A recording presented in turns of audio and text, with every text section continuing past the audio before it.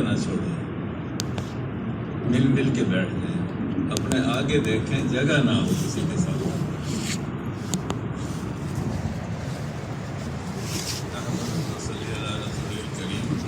بھائی دوستو بزرگو، اللہ رب العزت کی ذات بے مثال ہے۔ حضور نے اللہ کی ذات کے بارے میں غور کرنے سے روکا ہے کہ وہ براء الورا ہے، وہ کسی کی سمجھ میں نہیں آئے گی۔ اگر آدمی اللہ کے بارے میں سوچنا شروع کر دے گا تو اس کا دماغ جواب دے جائے گا، پاگل ہو جائے گا، اس کی سمجھ میں کچھ نہیں آئے گا، کیونکہ نہ اس کی انتہا ہے نہ ابتدا ہے۔ ابتدا سے ہی ہے وہ، انتہا پر بھی اللہ ہی ہے۔ سب سے اول بھی اللہ ہے، سب سے آخر بھی اللہ ہے، اور ہر جگہ پر اللہ ہے۔ جہاں انسان اکیلا ہے وہاں اللہ اس کے ساتھ ہے، جہاں دو ہیں وہاں تیسرا اللہ اس کے ساتھ ہے۔ تو وہ نہ سوتا ہے، نہ اس کو اونگ آتی ہے، نہ نیند آتی ہے، نہ تھکاوٹ ہوتی ہے۔ وہ جب چاہتا ہے، جو چاہتا ہے ہو جاتا ہے۔ اسے کسی کام کو کرنے کے لیے کسی کی محتاجی نہیں ہے۔ اسے کوئی نقشہ نہیں بنانا پڑتا، کوئی سامان اکٹھا نہیں کرنا پڑتا، کوئی مستری نہیں بلانے پڑتے۔ اس کے ارادے کا نام وجود ہے۔ اس اللہ نے جب ظاہر ہونا چاہا تو انسان کو پیدا کیا۔ اللہ میں فرماتے ہیں کہ میں مخفی خزانہ تھا، جب میں نے چاہا کہ میں ظاہر ہو جاؤں تو میں نے انسان کو پیدا کیا، کسی اور مخلوق کا نام نہیں لیا گیا۔ تو انسان جو ہے یہ اللہ کی سب سے بہترین مخلوق ہے۔ اب انسان کے لیے اللہ نے سب کچھ بنایا ہے، انسان کو مخلوق کے لیے نہیں بنایا، مخلوق کو انسان کے لیے بنایا ہے۔ ہم سمجھے ہیں شاید کہ ہمیں مخلوق کے لیے پیدا کیا گیا ہے، ہم مخلوق میں لگ گئے، مخلوق نظر آ رہی ہے۔ مخلوق ہمارے لیے پیدا کی گئی ہے، ہم مخلوق کے لیے پیدا نہیں کیے گئے۔ اب اتنی بات سارے نبیوں نے سمجھائی کہ انسان کے لیے سب کچھ بنایا گیا ہے۔ زمین، آسمان، سورج، چاند، ستارے، چرندے، پرندے، درندے، حیوانات، جمادات، نباتات، یہ سب انسان کے لیے ہیں۔ ہر چیز انسان کے فائدے کے لیے ہے۔ کوئی چیز ایسی نہیں جو انسان کے کام نہ آتی ہو۔ تو انسان کو اللہ نے اپنی ذات کے لیے بنایا ہے، اور انسان کو باقی رکھنے کے لیے بنایا ہے۔ انسان کو اللہ تعالیٰ ختم نہیں کریں گے، اس کو ہمیشہ رکھیں گے، لیکن کہاں رکھیں گے؟ اس کے لیے کائنات کا نظام بنایا گیا، یعنی کائنات کا نظام انسان کی اس کے لیے ہے، تربیت کے لیے۔ یہ انسان اس دنیا میں کس طرح چلتا ہے تاکہ اس حساب سے اس کو آخرت میں رکھا جائے۔ تو یہ انسان یہاں کمرہ امتحان میں ہے، اسی لیے دنیا کو مومن کا جیل خانہ کہا گیا ہے۔ کافر کی جنت کہی گئی ہے دنیا، اور مومن کا جہنم نہیں کہی گئی ہے۔ ان کافر کی جنت ہے تو مسلمان جنت کے مقابلے میں جہنم ہے نا، لیکن وہ لفظ استعمال نہیں کیا جہنم کا، بلکہ جیل خانے کا لفظ استعمال کیا۔ یعنی کافر آزاد ہے، اس لیے اس کی جنت ہے، جو چاہتا ہے کرتا ہے، جو مرضی کھائے، جو پیے، جو کوئی کرے۔ مسلمان پابند ہے، نہ اپنی مرضی سے کھا سکتا ہے، نہ پی سکتا ہے، نہ بیٹھ سکتا ہے، ہر چیز میں اللہ کا پابند ہے۔ جیل خانے میں قیدی ہر چیز کا پابند ہوتا ہے، اب اس کو وہاں کھانا بھی ملتا ہے، اس کو سونے کے ٹائم ملتا ہے، لیکن وہ پابند ہوتا ہے۔ وہاں جمعہ جائز نہیں ہے جیل خانے میں، کیونکہ بندہ آزاد نہیں ہے۔ جمعے کی نماز جیل خانے میں نہیں ہوتی، اس لیے کہ جمعے کی نماز کے لیے آزادی شرط ہے، پر آزادی وہاں ہوتی نہیں، اس لیے جمعے کی نماز جیل خانے میں نہیں ہوتی۔ باقی پانچوں نمازیں آپ پڑھ سکتے ہیں، لیکن جمعہ نہیں پڑھ سکتے آپ۔ تو اسی طرح سے انسان جو ہے دنیا میں پابند ہے، یعنی دین مشکل نہیں ہے۔ دین کو تو کہا دین و یسرن، دین آسان ہے، لیکن دین میں پابندی ہے۔ اب پابندی سے ہم گھبراتے ہیں، اور کوئی کام بھی پابندی کے بغیر ہوتا ہی نہیں۔ آپ دفتر پابندی سے نہ جائیں تو رکھ لیں گے دفتر والے آپ کو، آپ دکان پابندی سے نہ کھولیں تو گاہک آ جائے گا، آپ زمیندارہ پابندی سے نہ کریں فصل مل جائے گی۔ کوئی کام تو بتائیں دنیا کا جو پابندی نہ مانگتا ہو۔ ہر کام پابندی مانگتا ہے۔ ایک آدمی سارے دن کھیت میں ٹالی کے نیچے چارپائی ڈال کے لیٹا ہوا ہے، 24 گھنٹے وہیں رہتا ہے کھیت میں، وہیں روٹی پکاتا ہے، وہیں سوتا ہے، لیکن نہ ہل چلاتا ہے، نہ گھونڈی کرتا ہے، نہ پانی دیتا ہے، اور کہتا ہے میں تو سارے دن ٹالی کے نیچے رات دن گزارتا ہوں، میں تو رہتا ہی زمین پر ہوں، میری فصل کیوں نہیں ہوئی؟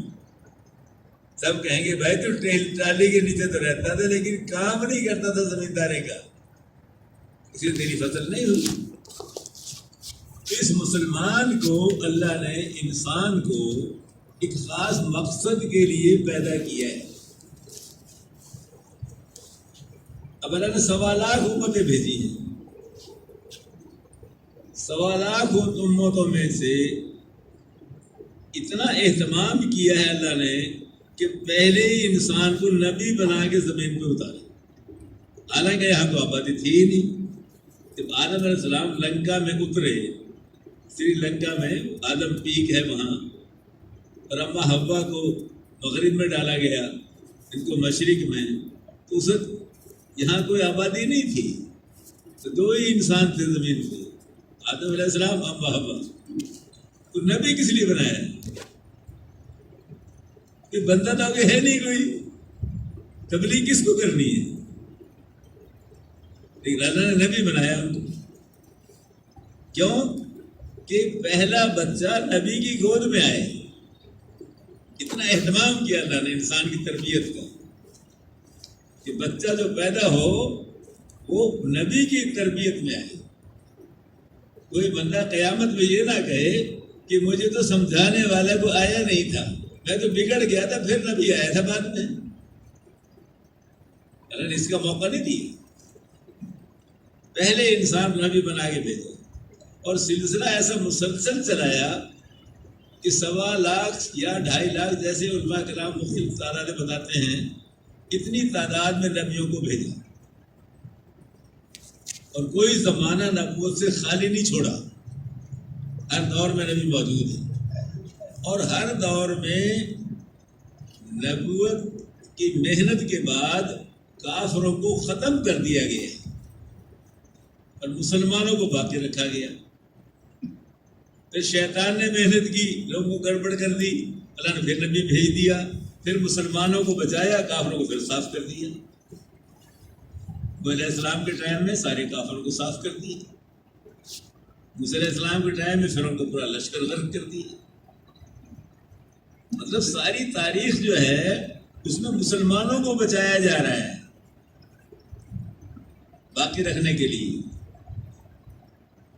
اب یہ سلسلہ چل رہا ہے، اب ہم سارے مانتے ہیں کہ نبی تبلیغ کے لیے آئے، یہ ہم سب مانتے ہیں کہ سارے انبیاء علیہ السلام کا مشن تبلیغ تھا۔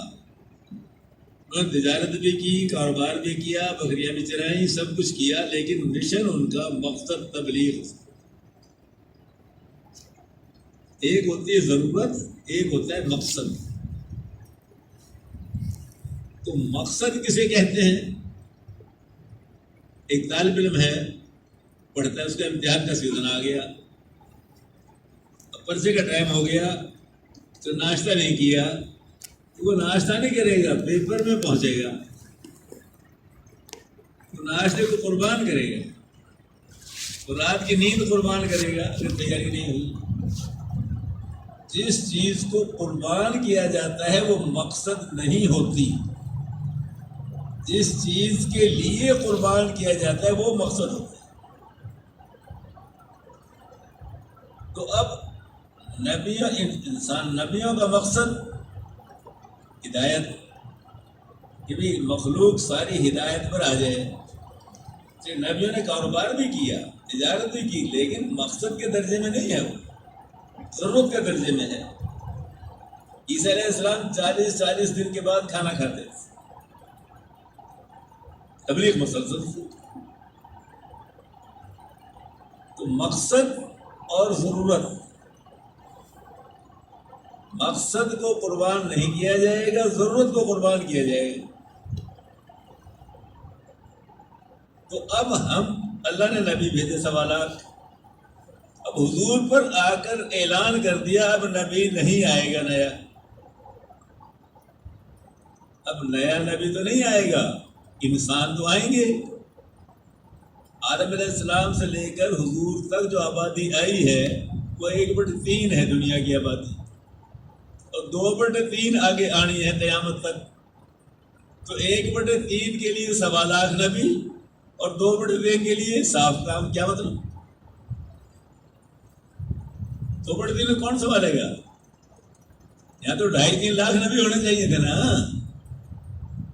بھائی۔ جب 1/3 کے لیے 1.25 لاکھ نبی ہیں تو 2/3 کے لیے تو 2.5 لاکھ کم از کم ہونے چاہیے نا۔ لیکن وہاں اعلان کیا ہو رہا ہے؟ کوئی نبی اب نہیں آئے گا، حضور آخری نبی ہے۔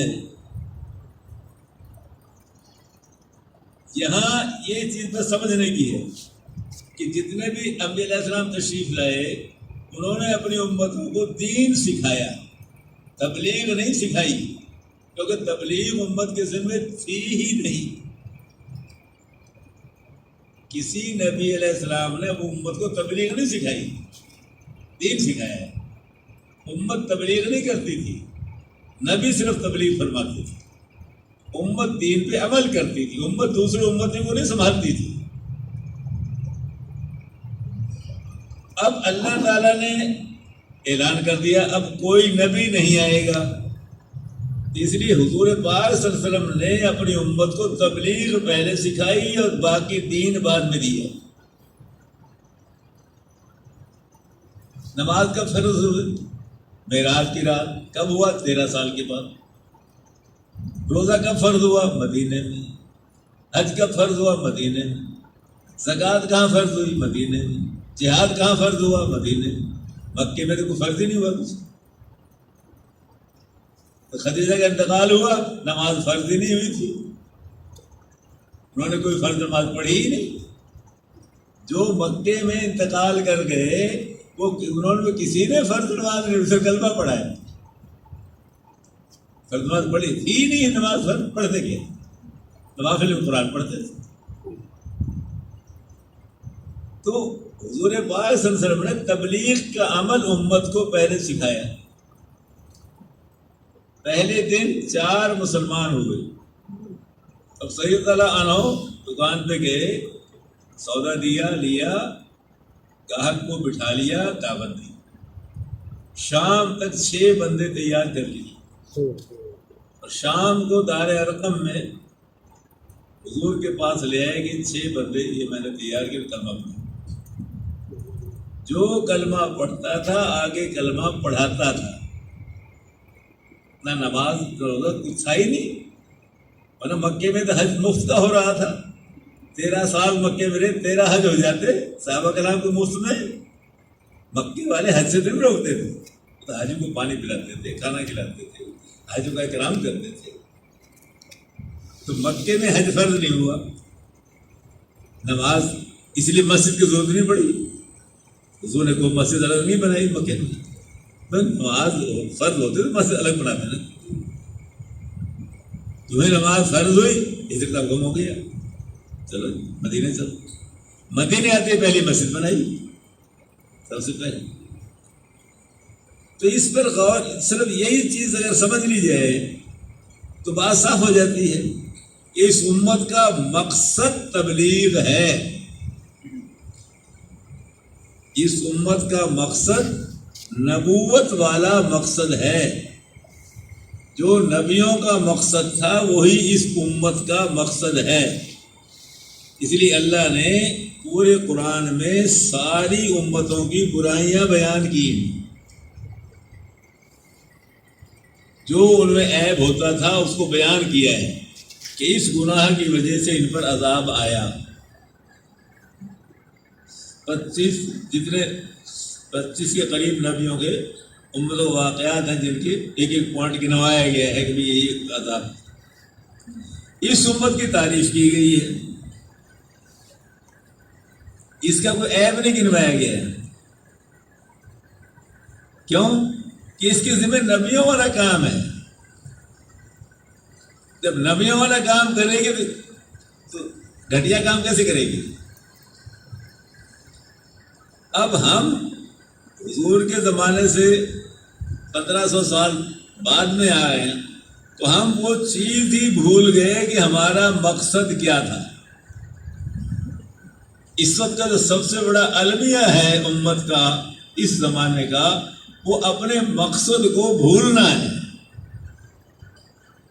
مسلمان تجارت بھی کر رہے ہیں، کاروبار بھی کر رہے ہیں، فوج پولیس سب کچھ موجود ہے، عدالتیں موجود ہیں، سب کچھ موجود ہے. تبلیغ نہیں. جس پر مدد آنی تھی وہ کام نہیں ہے. اللہ نے کسی قوم پر عذاب نہیں ڈالا جب تک مبلغ یعنی نبی نہیں بھیجا. اور وقت کے نبی نے آ کر ان کو سمجھایا تسلی سے، اور سمجھانے کا ایک ٹائم تھا اللہ کی طرف سے. وہ ٹائم جب پورا ہو گیا پھر امت کی پکڑ کی. بغیر تبلیغ کے اللہ نے کسی امت پہ عذاب نہیں ڈالا.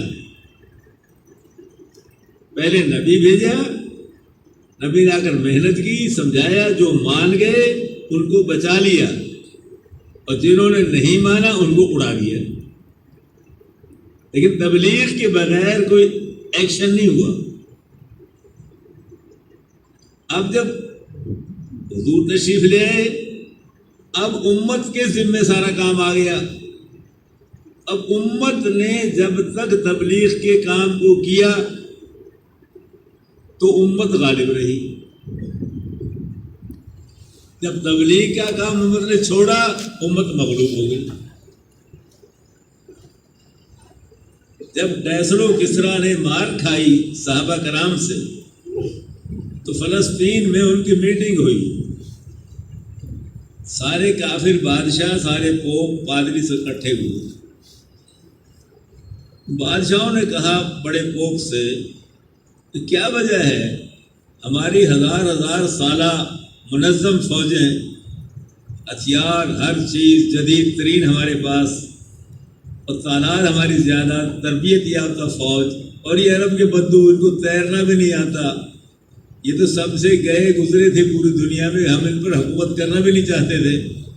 اور آج ان چند انسانوں کے سامنے ہماری فوجیں ٹھہر نہیں سکتی. یہ کیا بات ہے؟ اب پوپ نے جو جواب دیا وہ ہماری سمجھ میں نہیں آ رہا. پوپ نے کہا ان کا نبی ان کو خالی چھوڑ کر نہیں گیا ہے. جیسے اور نبی آتے تھے چلے جاتے تھے، نیا نبی آ جاتا تھا، ان کا نبی اس طرح نہیں ہو گیا. ان کے نبی نے اپنے دنیا میں جانے سے پہلے اپنا جوہر ان کو منتقل کر دیا ہے. تبلیغ کا فن سکھا دیا ہے، عملاً کر کے دکھا دیا ہے. اور صحابہ کرام سے نبی پاک صلی اللہ علیہ وسلم نے مدینے میں آ کر 150 سفر کرائے ہیں صحابہ کرام سے، جن میں 25 سفروں میں آپ خود شریک ہوئے، اور 125 میں صحابہ کرام یہ امیر مامور سارا کام ان سے کرایا. حضور نے پردہ فرمانے سے پہلے امت کو اس درجے میں تیار کر دیا کہ امت نے ساری دنیا سنبھال لی. تو ان کا نبی پوپ نے کہا وہ ان کو جوہر دے کر گیا ہے. وہ جوہر جب تک ان کے پاس ہے تبلیغ کا، تم ان پر غالب نہیں آ سکتے. اب سارے کفار کا اندیا بدل گیا. سب نے کہا ان سے لڑائی بند کرو، جو یہ کہتے ہیں ان کو دے دو، جو علاقہ مانگتے ہیں دے دو، ان سے لڑو مت، ان سے دوستی لگاؤ.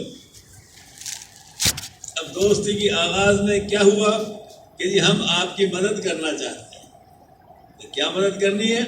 ہم آپ کی معیشت میں آپ کی مدد کرنا چاہتے ہیں. تو انگریزوں کی دوستی سے پہلے سارے مسلمانوں کا جو سسٹم تھا وہ معال پر تھا. انجام، معال، میم الف مدہ لام، معال. معال کہتے ہیں انجام کو، یعنی آخرت کی بنیاد پر سارا سسٹم تھا. نماز کے اوقات میں بازار بند ہوتا تھا، دفتر بند ہوتے تھے. اذان ہوتے ہی ہر بندہ مسجد میں ہوتا تھا. صدر صاحب بھی، وزیر اعظم صاحب بھی، پارلیمنٹ بھی، سب مسجد میں ہوتی تھی. انگریز کی دوستی کے بعد معال کا مدہ اڑ گیا اور ہمارے سامنے مال آ گیا.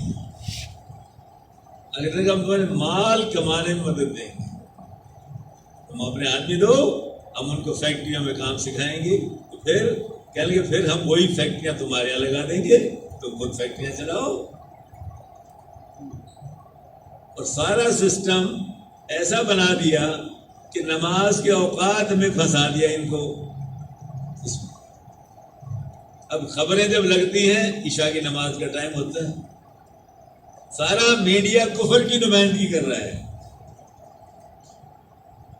فجر کے ٹائم ٹی وی کھولو تو ہر نماز پر ٹی وی چل رہا ہے، میچز ہو رہے ہیں، پروگرام ہو رہے ہیں. اذان نماز کوئی احساس نہیں. میڈیا 24 گھنٹے چل رہا ہے، جب بھی بٹن آن کرو گے پروگرام سامنے ہے. اب بچے نماز چھوڑ کے ٹی وی دیکھتے ہیں. انہوں نے یہ کہا نماز نہ پڑھو، انہوں نے نماز کے اوقات میں مصروف کر دیا، کمائی میں اور شغل میں. یہ ہمارے ساتھ ہوا. اب اور یہ چلا 150 سال. انگریز حکومت 1857 کے بعد، یعنی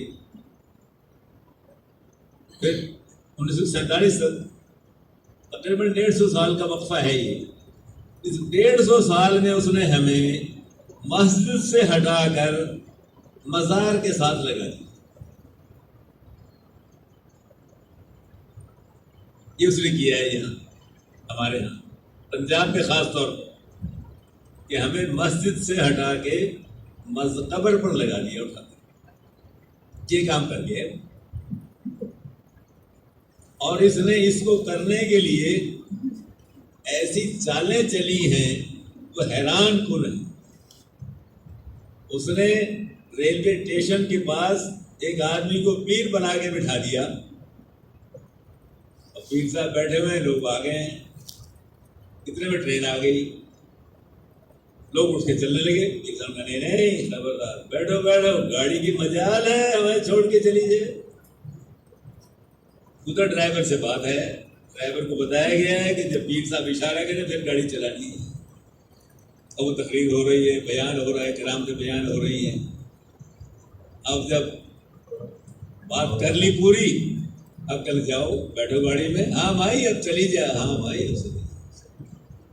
ایسے فراڈ کر کر کے اس نے پیروں کا اعتماد جمایا. اب یہ بڑی لمبی چوڑی کہانی ہے، یہ 150 سال کی کہانی. اس نے کس کس فن کے طریقے ہیرا پھیری کے ساتھ میں مسجد سے کاٹا. اور دعوت تو کہیں کسی کھاتے بھی نہ رہی. یہ تو نماز ہی گئی تو دعوت کا.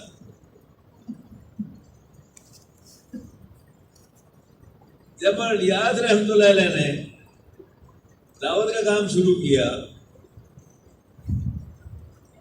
تو کسی کی سمجھ میں نہیں آیا. انہوں نے آ کر وہاں حضور کے روزے میں قیام کیا، الیاس رحمۃ اللہ علیہ نے حضور پاک صلی اللہ علیہ وسلم نے سارا کچھ نقشہ سمجھایا،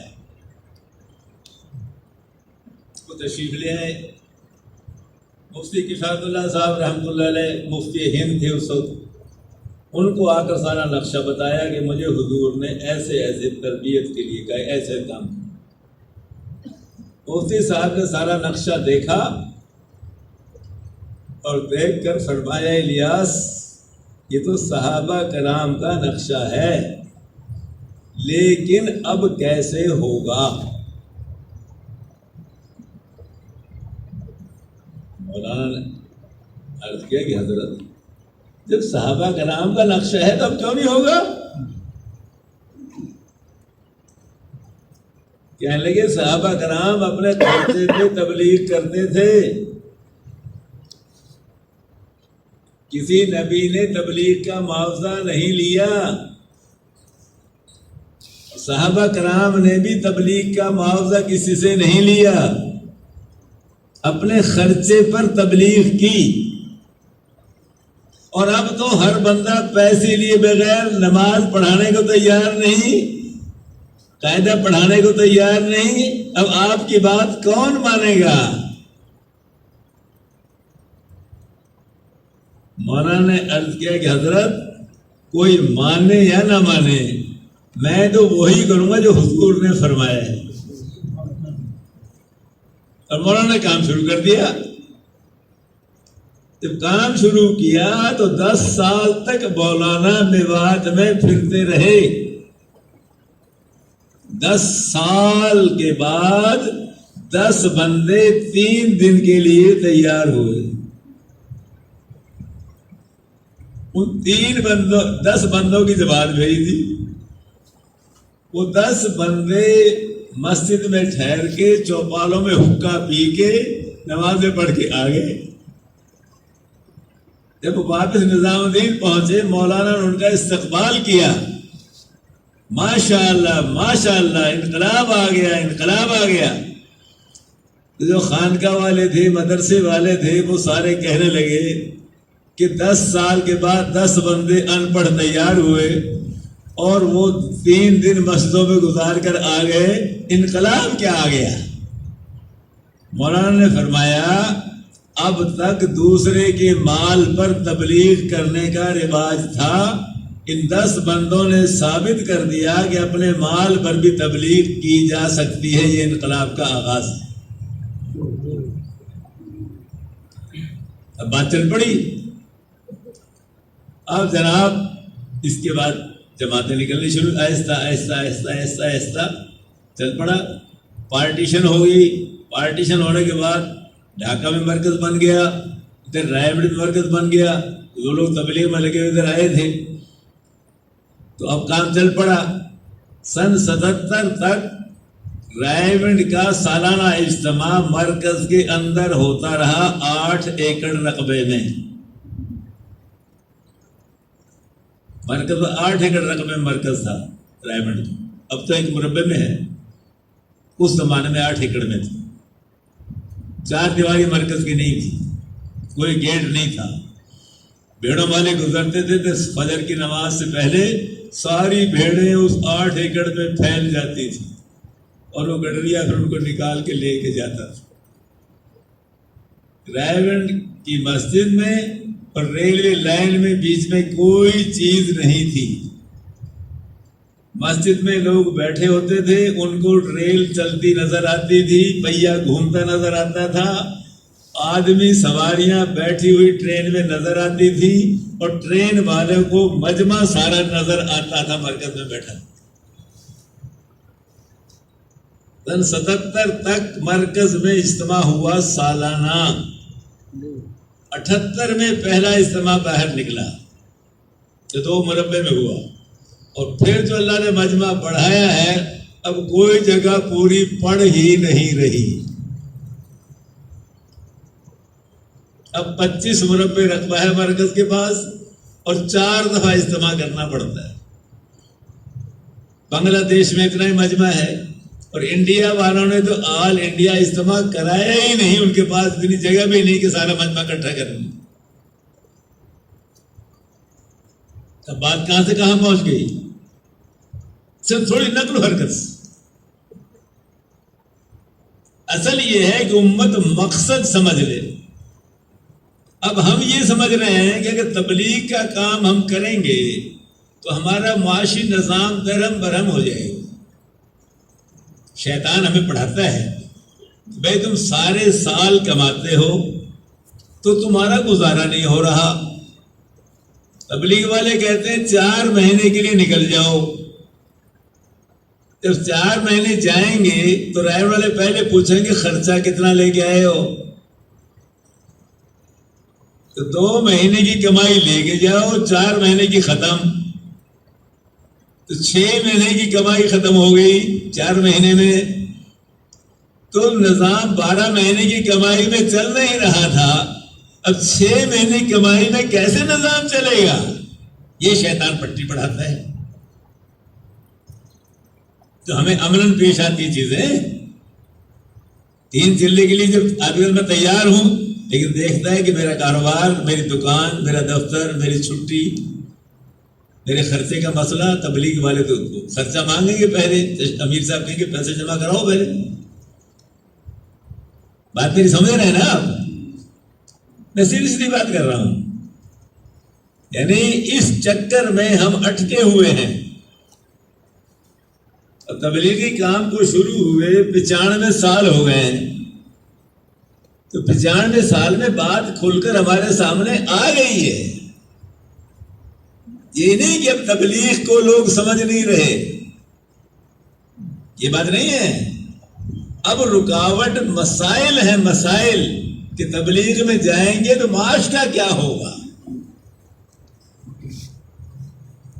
اب اللہ تعالیٰ نے 2 چیزیں مقرر کر دی کہ تم دنیا میں کتنے دن رہو گے، یہ مقرر ہے۔ زندگی کتنی ہوگی یہ مقرر ہے، اور تمہاری روزی کتنی ہوگی یہ مقرر ہے۔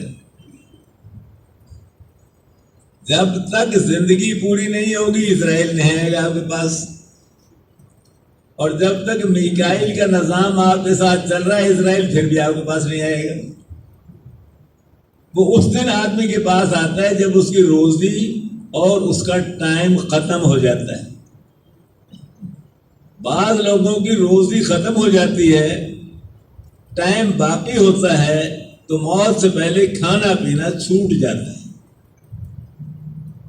بعض کی روزی باقی ہوتی ہے، ٹائم تھوڑا رہ جاتا ہے، تو وہ مرنے سے پہلے خوب کھاتا پیتا ہے، اس کو خوب بھوک لگتی ہے بیماری میں۔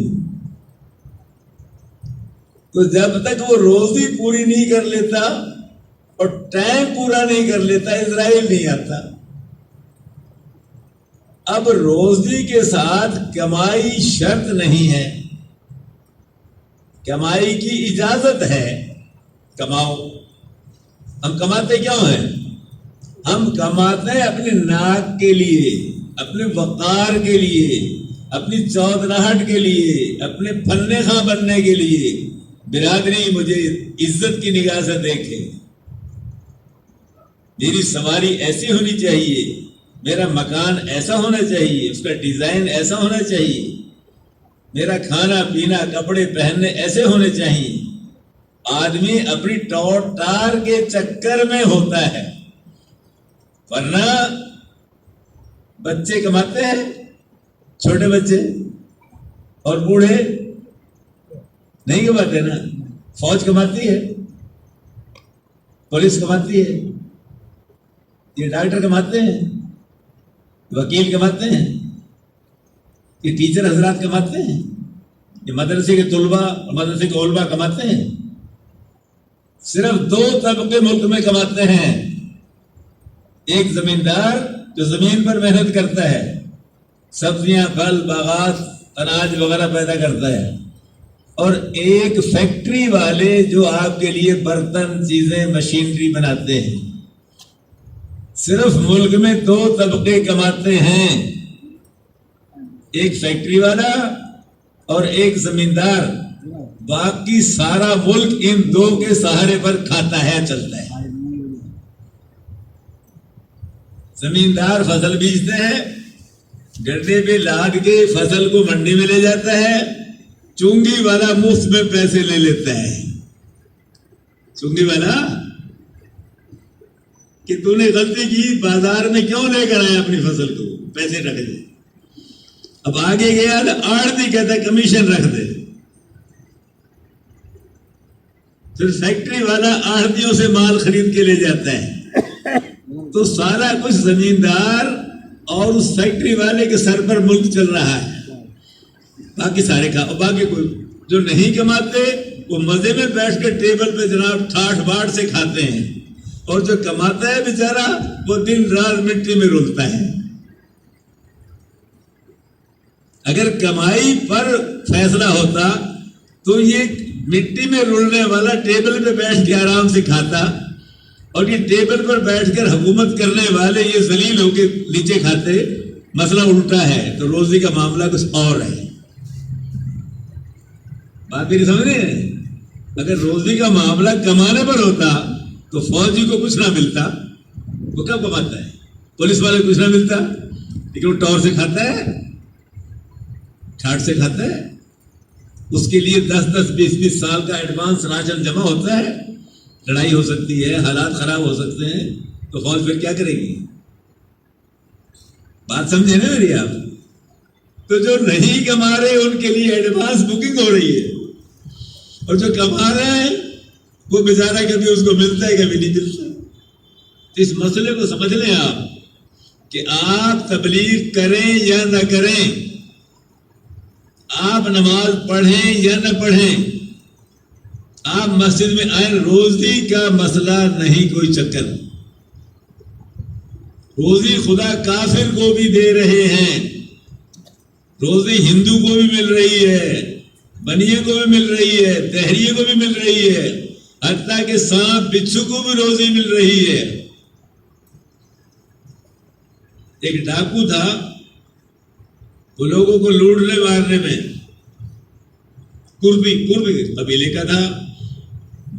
تو دوپہر کے ٹائم میں وہ درخت کے نیچے بیٹھا ہوا تھا. اس نے دیکھا کہ وہاں 2 درخت ہیں, ایک کھجور کے درخت پر پھل لگا ہوا ہے اور ایک کھجور کے درخت پر پھل نہیں لگا ہوا. بعض نر کھجور ہوتے ہیں ان پہ پھل نہیں لگتا.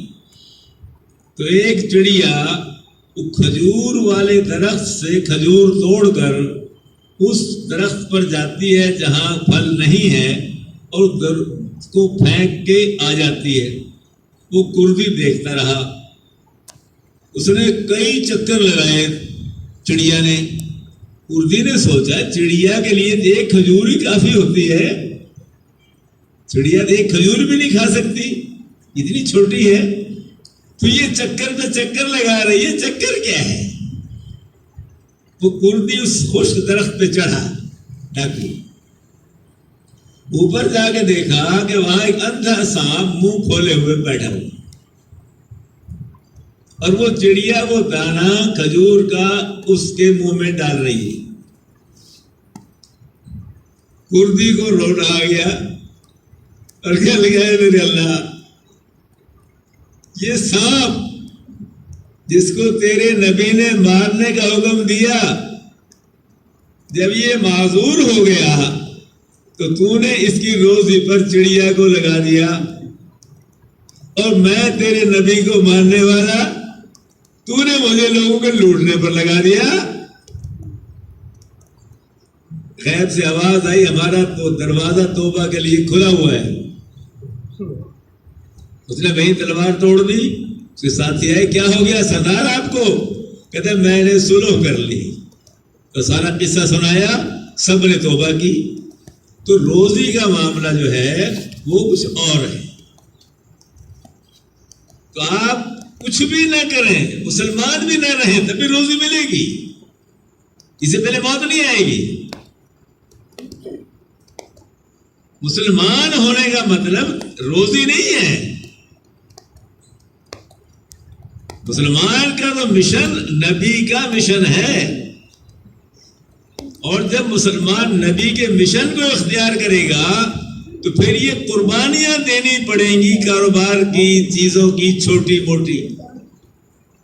اور جب یہ قربانیاں آپ دیں گے پھر اس پر اتنا ملے گا کہ آپ سے سنبھالا نہیں جائے گا, لیکن پہلے قربانی دینی پڑے گی. صحابہ کرام فرماتے ہیں کہ ہمیں اسلام سے پہلے کھانے کو بھی نہیں ملتا تھا, اور جب اسلام میں آئے ہم تو 13 سال ہم نے مکے میں مار کھائی, مدینے میں آگے پھر دینی محنت کوئی آگے چلی. پھر دور فاروقی میں اتنا ہو گیا کہ مدینے میں کوئی فقیر نہیں ملتا تھا, لینے والا ملتا ہی نہیں تھا, تو زکوٰۃ صدقات کا مال پھر بیت المال بنایا گیا.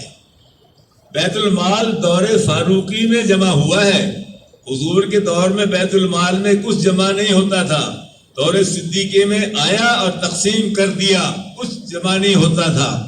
دور فاروقی میں اتنا آیا کہ لینے والے تھک گئے, جواب دے گئے, کوئی فقیر مانگنے والا ملتا نہیں تھا, تو پھر پیسہ بیت المال میں رکھا گیا.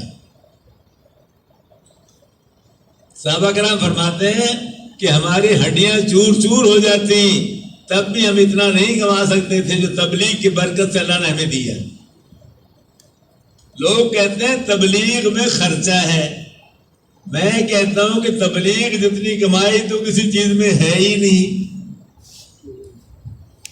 اب آپ کہیں عجیب باتیں کرتے ہو.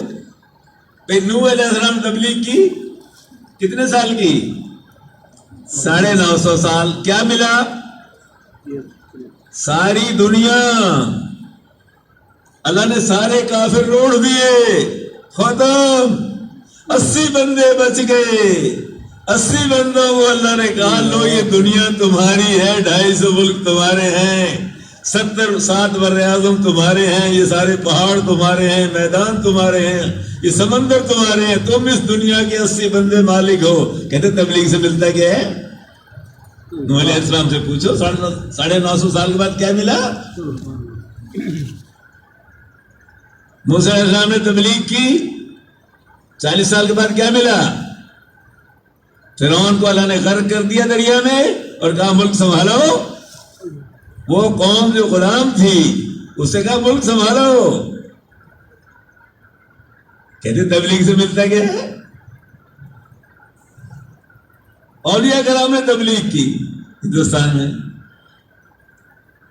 اولیاء کرام لاہور میں 2 مزار ہیں دریا راوی کے کنارے.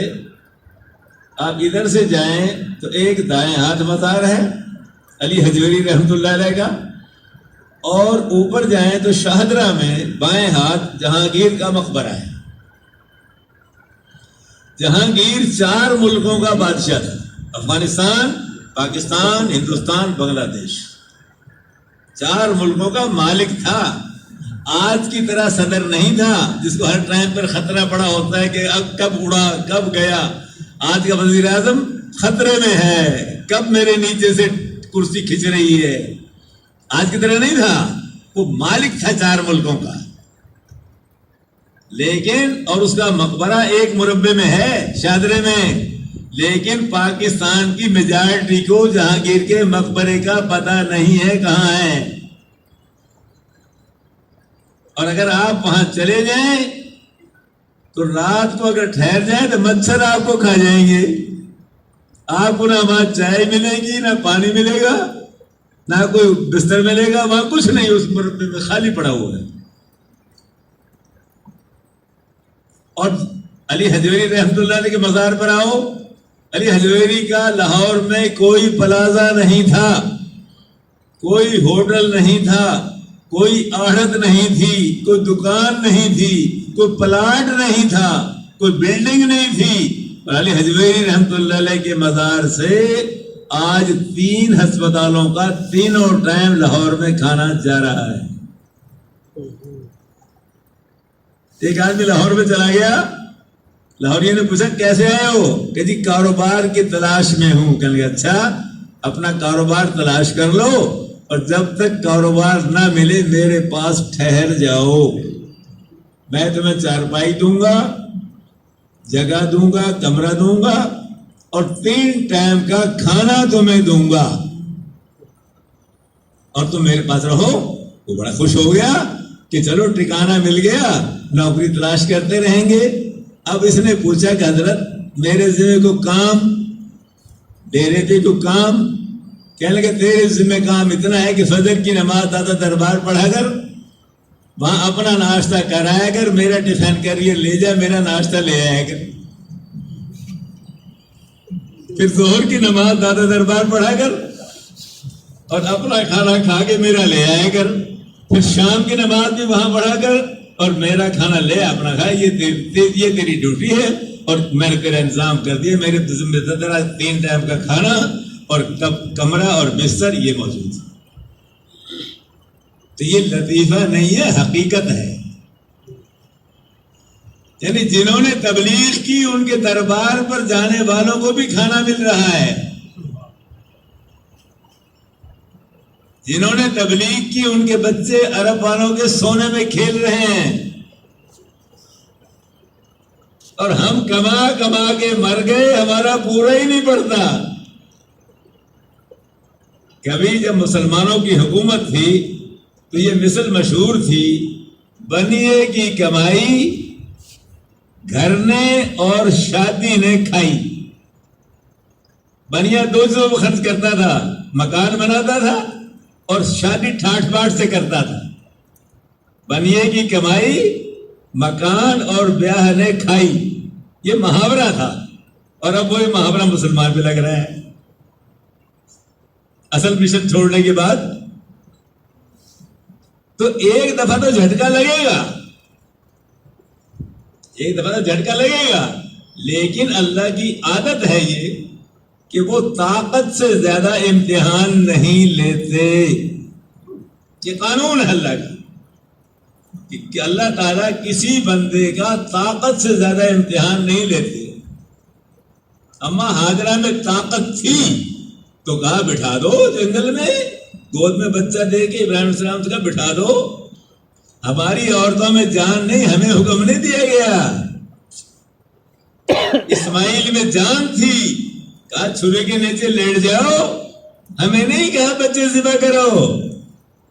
اللہ کا یہ قانون ہے کہ اللہ حکم دیتا ہے طاقت کے مطابق اور اجر دیتا ہے نیت کے مطابق.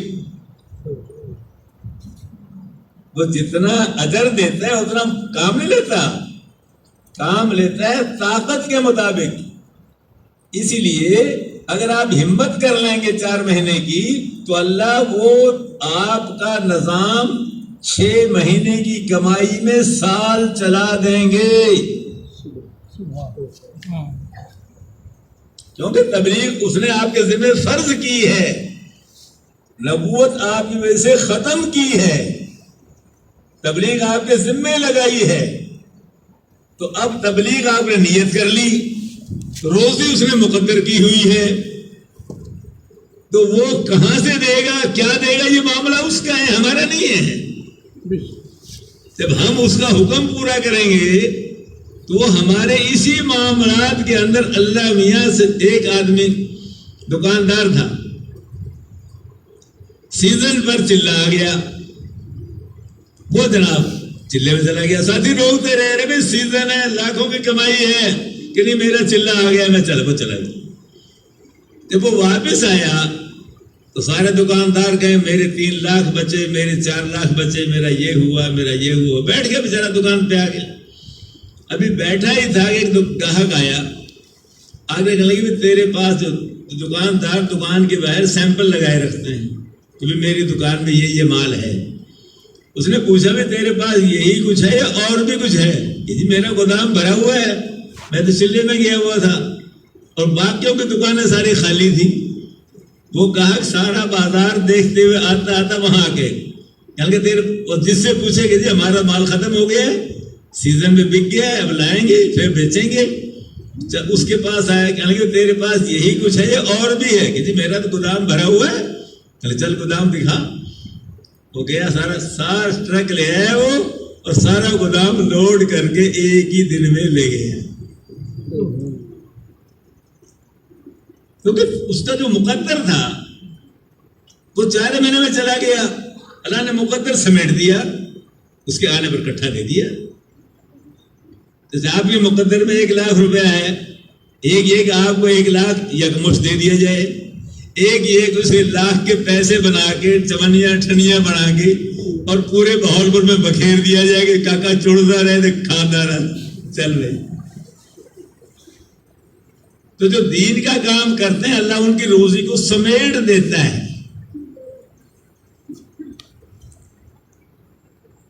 اب عام لوگوں میں مشہور ہے تبلیغ والوں، پہلے ہم تو نئے نئے تبلیغ میں لگے کہ تمہیں امریکہ پیسے دیتا ہے، سعودیہ پیسے دیتا ہے، فلاں دیتا ہے، فلاں دیتا ہے۔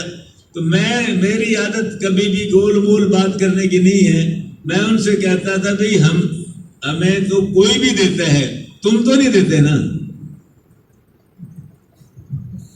رائمنڈ بیٹھے ہوئے تاجر، میں گیا، نواز شریف نے 5 کروڑ روپے بھیجا تھا، عبدالوہاب صاحب نے کھڑکایا اس لانے والے کو بھی، اور اس لانے والے نے کہا کوئی 5 کروڑ آپ کو کسی نے پیش کیا ہے؟ عبدالوہاب صاحب نے کہا 5 کروڑ کسی نے واپس کیا ہے، بھگو یہاں سے، طبیعت جیسے تھی جلالی۔ میں منڈی میں گیا تو وہ سارے تاجر بیٹھے ہوئے کہیں گے یہ برکت کا آدمی آ گیا ہے، اس سے پوچھو۔ کیا ہوا شیخ؟ برادری بیٹھی ہوئی ساری، کیا ہوا کہ تم نے 5 کروڑ تسی وہ پنجابی بولتے 5 کروڑ واپس کر چھڑے؟ میں کہا کیا ہو گیا شیخ کہ 5 کروڑ کچھ نہیں ہوتے؟ اب اس زمانے کا 5 کروڑ آج کا 5 کروڑ ہوتا ہے، تو نواز شریف کے دور کا 5 کروڑ تھا، تو کیا کہ 5 کروڑ انچ ہی ہوتا ہے۔ میں نے ان سے کہا کہ ہمارا اجتماع ہوتا ہے نا کہ ہاں کتنا مجمع ہوتا ہوگا کہ 10 لاکھ کے قریب ہوتا ہے، مگر 10 لاکھ بندہ سارے پاکستان سے آتا ہے، تو جو کراچی سے آتا ہے تو 1000 روپیہ کرایہ ہے کم سے کم آنے کا، اور اسپیشل ٹرینوں کے 3-3 4-4 ہزار روپیہ فیکس ہے۔ تو اگر کراچی سے یہ مجمع آ رہا ہے 10 لاکھ کا، تو 10 لاکھ کو 1000 سے ضرب دو، 1 ارب روپیہ ہو گیا۔ 10 لاکھ کو 1000 سے ضرب دیں تو 1 ارب ہو گیا، یعنی 100 کروڑ ہو گیا۔ تو میں کہا 100 کروڑ تو ہمارا کرایہ، آپ 4 کروڑ کو کیا سمجھ رہے ہیں؟ اب سب کی آنکھیں کھل گئی کہ تصویر کھاندے کتنے ہو؟ میں نے کہا کون کہتا ہے کہ ہم نہیں مانگتے؟ ہم تو خوب مانگتے ہیں، لیکن مانگتے کس سے ہیں یہ آپ نے نہیں سوچا۔ میں یہاں بہاولپور میں ہی وہ اپنے ٹرسٹ کالونی میں نماز کے لیے آیا کہ فقیر مسجد کے اندر کھڑا ہوا مانگ رہا تھا، نماز پڑھ گیا۔ میں کہ بابا جی کیا کر رہے ہیں آپ؟ کہ جی مانگ رہا ہوں۔ میں کہ بابا جی کہاں کھڑے ہو؟ پتہ ہے جی مسجد میں۔ مسجد کس کا گھر ہے؟ کہ جی اللہ کا۔ میں کہا تو چیئرمین کے پاس جائے یا M N A M P کے جائے، وزیر کے پاس جائے اور اس کا مہمان ٹھہرے اور 82 کے گھر سے روٹی منگا کے کھائے، تو وہ تیرے ساتھ کیا کرے گا؟ کہ جی میں نے مارے گا، وہ تو مارے گا نا۔ تو اللہ کے گھر میں آ کر بھی اللہ کے غیر سے مانگ رہا ہے، اللہ تجھے کیا کرے گا؟ وہ تو برداشت والا ہے۔ میں نے کوئی چودھری ہوتا تو تیری چھتر مارتا بھی۔ تو میں نے کہا تبلیغ والے خوب مانگتے ہیں، کون کہتے ہیں نہیں مانگتے؟ لیکن جو دیتا ہے اس سے مانگتے ہیں۔ فقیروں سے کیا مانگے؟ میں کہا تم نے دیکھا نہیں نماز پڑھی؟ کہ ہاں نماز پڑھی لوگوں نے۔ کیا کیا انہوں نے نماز کے بعد؟ کہ ہاتھ اٹھائے تھے دعا کے لیے۔ کیا کر رہے تھے وہ ہاتھ اٹھا کے؟ کہ اللہ سے مانگ رہے تھے۔ مگر یہ تو سارے منگتے تھے جو مسجد میں اللہ سے مانگنے آئے تھے۔ تو اللہ کے گھر میں آ کے اللہ کے منگتوں سے تو مانگ رہا ہے، تیری مرمت نہیں ہوگی۔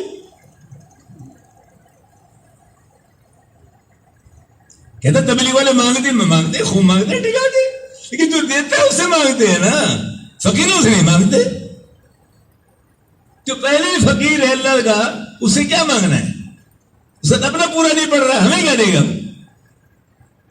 بات نہیں سمجھ آئی؟ سارے ولیوں نے اللہ سے مانگا ہے، سارے صحابہ نے اللہ سے مانگا ہے، سارے نبیوں نے اللہ سے مانگا ہے۔ حضور گھر تشریف لائے، اپنے اما عائشہ سے پوچھا کھانے کو ہے کہ نہیں؟ کچھ نہیں. آپ مسجد تشریف لے گئے, نفل پڑھے, دعا کی, پھر آئے. کچھ آیا ہے کہ نہیں آیا؟ پھر مسجد گئے, دعا کی, پھر آئے. تیسرے یا چوتھے چکر میں کوئی ہدیہ آ گیا, سمجھے نا. تو حضور نے کسی سے نہ, حالانکہ حضور کے 2 سسر تاجر تھے, عثمان غنی نہ حضرت ابو صدیق اور عمر فاروق, دونوں تاجر, اور 2 داماد تاجر تھے, عثمان غنی اور حضرت علی. چاروں کو نہیں بتایا کہ میرے گھر میں کھانے کو نہیں ہے, نہ دامادوں کو بتایا نہ سسر کو بتایا کہ میرے گھر میں کچھ ہے نہیں, نفل پڑھے جا کے. حضور نے اللہ سے لینا سکھایا. ہم نے جب سے اللہ سے لینا چھوڑ دیا ہم فقیر بن گئے. بات سمجھ میں آئے گی نہیں؟ تو تبلیغ اللہ کا کام ہے. اب گورنمنٹ آپ کو افسر منتخب کر لے, بھائی یہ آپ مطلب ہے کہ ضلع بہاولپور کے بڑے افسر آپ کو ہم لگا دیا. اب آپ گھر میں بیٹھے ہوئے ہیں, اب لوگ کہتے ہیں بھائی تم تو بہت بڑے افسر بنا دیے گئے ہو ضلع بہاولپور کے, تم جاؤ دفتر میں کہ جی میرے پاس تو کپڑے نہیں ہیں, میرے پاس تو گاڑی نہیں ہے, میرے پاس تو پیسے نہیں ہیں, میں دفتر میں کیسے جاؤں؟ کہتے تو پاگل ہے. ارے دفتر میں جا, تیرے لیے وہاں دفتر میں سب کچھ ہے, پیسے بھی ہیں, بینک بیلنس بھی ہے, گاڑی بھی کھڑی ہے, ملازم بھی کھڑا ہے, ڈرائیور بھی کھڑا ہے, سرکاری پیٹرول بھی موجود ہے. تو جا تو صحیح وہاں دفتر میں, تو گھر بیٹھا ہے. تو بھائی تبلیغ نبیوں کا کام, اور نبیوں کی اللہ نے مدد کی ہے. پہلی امتوں کو آسمان سے کھانے دی. جب فرعون کو غرق کیا گیا, بنی اسرائیل میدان میں چلے گئے, تو 40 سال تک اللہ نے 6 لاکھ بندوں کو آسمان سے حلوہ اور بٹیر کھلائے. اب ہم دعویٰ کرتے ہیں کہ ہم موسیٰ علیہ السلام کی امت سے افضل ہیں, ہمارا نبی سارے نبیوں کا سردار, ہماری امت ساری امتوں کی سردار. تو غلام قوم نے تو آسمان سے کھانے اتروا لیے اور ہم 4 مہینے میں بھوکے مر جائیں گے. یار ذرا غور کریں اپنی حالت پر, ہم کہاں چلیں گے؟ اندر چور اتنا ہی ہے نا کہ بھی تبلیغ میں جائیں گے تو پیسے کم پڑ جائیں گے, گھر کا نظام میرے برم ہو جائے گا. یہی چکر ہے نا, کوئی اور ہے؟ تبلیغ تو کرنا چاہتے ہیں, 90 سال میں سب کچھ بات کھل کے سامنے آ گئی ہے. اب رکاوٹ یہ ہے کہ نظام معاشی کیسے چلے گا. تو اللہ کی عادت ہے کہ پہلے عمل کراتے ہیں. یوسف علیہ السلام کو زلیخا نے 7 تالوں کے اندر بند کر کے تالے لگا کے کہا جی ہم. اب یوسف علیہ السلام پریشان ہو گئے تو اللہ یہ بھی کر سکتے تھے, زلیخا کو موت دے دیتے, وہاں زلیخا مر جاتی. یہ نہیں کیا اللہ نے کہا دوڑ لگاؤ. یوسف علیہ السلام نے کہا دوڑ لگاؤ. اب اسے یہ نہیں سوچا یوسف علیہ السلام نے کہ 7 تالے لگے ہوئے ہیں, دوڑ کہاں جاؤں, یہ نہیں سوچا, دوڑ پڑے بس. جب دوڑے تو تالے ٹوٹتے چلے گئے. تو اللہ دوڑ لگواتے ہیں پہلے, ہم اس دوڑ سے گھبرا رہے ہیں. اور کوئی چکر نہیں, نہ سمجھ چکے ہیں ہم سب کچھ. تبلیغ ضروری ہے, تبلیغ کرنی ہے, تبلیغ ہمارا کام ہے. ہم آخری نبی ہے کی امت ہے اور تبلیغ ہمارے ذمے ہے. اللہ نبوت ہمارے لیے ختم کیا, ہم سب کچھ سمجھ چکے ہیں. 90 سال میں کوئی بات چھپی نہیں رہی, ہمارے بزرگوں نے کھول کھول کے بیان کر دیا ہے سب کچھ. اب اٹکاوا صرف یہ ہے کہ ہم یوسف علیہ السلام کی دوڑ لگانا نہیں چاہتے, اور اللہ کی سنت ہے کہ پہلے دوڑ لگواتے ہیں پھر تالا توڑتے ہیں. پہلے فاقہ بھیجتے ہیں پھر یہ ساری سنت نبیوں کی اس کو. اب کام جب نبی کا کرو گے تو نبی والی باتیں تو آئی ہی نا سامنے. پھر اب کام نبی کا کرنا چاہتے ہیں اور طریقہ کسی کافر کا لینا چاہتے ہیں, یہ کیسے گاڑی چلے گی؟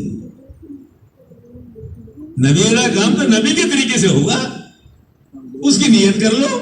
اور یہ اللہ کی عادت ہے کہ طاقت سے زیادہ امتحان کبھی نہیں لیتے.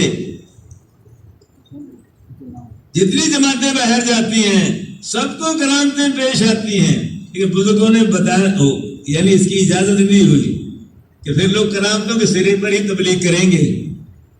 ہر جماعت کو کرامتیں پیش آتی ہیں، جیسے حالات آتے ہیں ویسے اللہ تعالیٰ مدد بھیج دیتے،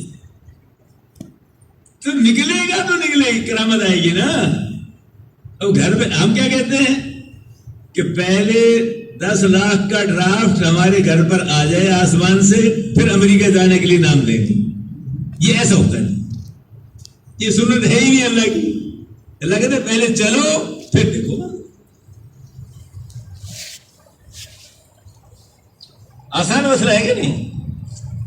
ابھی چکر میں ہم کہ یار بات تو ٹھیک ہے، لیکن دیکھیے موٹی بات میں عرض کروں آپ سے، صحابہ کرام نے کام شروع کیا تبلیغ کا، 13 سال مکے میں لگے، 10 سال مدینے میں، 23 سال کے بعد مجمع 10,000 کا ان کے پاس تھا، 1.25 لاکھ کا۔ 1.25 لاکھ کے مجمع نے دور فاروقی میں تقریباً 3 براعظم فتح کر لی، یعنی 40-50 سال کے اندر اندر سارا کچھ ہو گیا۔ ہمیں تبلیغ کرتے ہوئے 95 سال ہو گئے ہیں، تو کنٹرول کیوں نہیں ہو رہا ہول ورلڈ؟ اسی لیے کہ ہم قربانی کے ساتھ نہیں چل رہے، ہم مصلحت کے ساتھ چل رہے ہیں۔ اور جو ایک دفعہ چاروں لگاتا ہے پھر وہ بیٹھ جاتا ہے، سلام چلانے دیتا ہے، چلا دیتا ہے، سروزے میں ڈنڈی مارتا ہے، سروزہ دیتا ہے، تعلیم میں ڈنڈی مارتا ہے، گشت میں ڈنڈی مارتا ہے۔ یہ ڈنڈیاں جو ہمارے ہیں یہ ہمیں عالمی سطح پر روکے ہوئے ہیں، ورنہ اس وقت 3 کروڑ کا مجمع ہے جو تبلیغ کے وقت لگا چکا ہے۔ اب 3 کروڑ کا مجمع اگر ایک بندے کو روز تیار کرے، ایک آدمی، تو اس دن 6 کروڑ بندے ہوں گے، 1 سال کے اندر اندر ساری دنیا کور ہو جاتی ہے۔ بھائی مسلمان تیسرا حصہ ہے نا، کافر 2 حصے ہیں، ایک مسلمان کے حصے میں 2 کافر ہی تو آتے ہیں نا۔ کام کیا ہے؟ کچھ بھی نہیں۔ سارے مسلمان تبلیغ شروع کرتے ہیں تو ایک مسلمان کے حصے میں 2 کافر آئیں گے، ایک دن کا کام ایسا نہیں۔ تو مسلمان کام نہیں کر رہا، مسلمان دیر تاخیر مسلمان کرا رہا ہے۔ تاخیر ہماری وجہ سے ہو رہی ہے کہ ہم ڈیوٹی پوری نہیں دے رہے، ورنہ انقلاب تو بالکل منٹوں کا کام ہے۔ صحابہ نے فل قربانی دی تھی، 30-40 سال میں انقلاب آ گیا۔ ہم نے قربانی نہیں دی، اس لیے 95 سال کے اندر بھی ہم ابھی چکر میں ہیں۔ بہت سے علاقے خالی ہیں جہاں جماعتیں نہیں گئی، بہت سے علاقے انتظار میں ہیں۔ حالانکہ دنیا میں آبادی کتنی ہے؟ 250 ملک تو ہیں سارے، اب کروڑوں کا مجمع ہمارا حرکت میں ہے، لیکن یہ ریگولر نہیں ہے۔ تو یہ ڈنڈی مارنی چھوڑ دو، طے کر لو، اے اللہ ہم نے اب تک جو کچھ کیا ہے وہ ہم سے غلطی ہوئی ہے، تو اب ہماری پچھلی غلطی کو معاف کر دے، اور اب ہمیں تو قبول کر لے۔ اب ہر بندہ ہر نماز کے بعد یہ دعا مانگے، اے اللہ آپ نے نبوت حضور پہ ختم کر دی، تبلیغ ہمارے ذمہ لگا دی، ہم ہیں کمزور، غلامی کے مارے ہوئے ہیں، مہنگائی کے مارے ہوئے ہیں، لگائیوں کے مارے ہوئے ہیں۔ ہاں سیدھی سی بات ہے کہ یہ اگر روٹ کے چلے گی تو میرے بچوں کا کیا ہوگا، میں کیسے بچوں کو پالوں گا؟ کوئی ایک مسئلہ تھوڑی ہے، سارا چکر ہے۔ تو اب دعا کریں کہ اللہ ان مسائل کے اندر آپ نے کام سے میں لگا دیا۔ تو یہ مسائل سارے نبیوں کو بھی پیش آتے تھے، صحابہ کو بھی آئے، اولیاء کرام کو بھی آئے، ہمیں بھی مسائل درپیش ہیں۔ اب کام آپ نے ذمہ لگا دیا ہے، کام ہماری سمجھ میں آ گیا ہے، اب تو ہمیں ہمت دے اور ہمارے حالات کو اس انداز سے کر دے کہ ہم اس کام کو صحیح طور پر کر سکیں۔ یہ مانگنا شروع کریں، اور اللہ کی یہ عادت ہے کہ جب بندہ مانگنا شروع کر دیتا تو اللہ پھر دیتا۔ بغیر مانگے دین نہیں دیتے، یاد رکھنا۔ دنیا دیتے ہیں، دنیا بغیر مانگے بھی دیتے ہیں، مانگے پر بھی دیتے ہیں، لیکن دین بغیر مانگے نہیں دیتے۔ لیکن نوح علیہ السلام کے بیٹے میں طلب نہیں تھی. نوح علیہ السلام کی 950 سال کی تبلیغ اس کو مسلمان نہیں کر سکی، جن اس کے اپنے اندر طلب نہیں تھی. نوح علیہ السلام کی بیوی کے اندر طلب نہیں تھی، لوط علیہ السلام کی بیوی میں طلب نہیں تھی. جن میں طلب نہیں وہ نبی بھی ہدایت نہیں دے سکتا. قرآن نے کیا دینا، لا تہدی من احببت، آپ جس کو چاہیں گے ہدایت نہیں ملے گی، ولکن اللہ یہدی من یشاء، اللہ جس کو چاہے گا ہدایت ملے گی. ہدایت کا مسئلہ اللہ نے اپنے ہاتھ میں رکھا ہوا ہے. ہم ادھر ادھر سے آنکھیں بند کر کے اللہ سے مانگنا شروع کر دیں، بس پھر دیکھیں کیا ہوتا ہے آپ کے ساتھ. ہم ذرا سا مانگتے ہیں، پھر سوچتے ہیں وہ کیا ہوگا، یہ کیا ہوگا، ادھر کیا ہوگا، ادھر کیا ہوگا، فلاں کا لینا ہے، فلاں کا دینا ہے، فلاں کا یہ مسئلہ ہے، رشتہ داری کے یہ مسئلے ہیں، سسرال والے یہ کہیں گے، گھر والے کیا کہیں گے، فلاں کیا کہیں گے. اس تماشے میں سارا تو اس چکر میں ہم اٹکے ہوئے ہیں.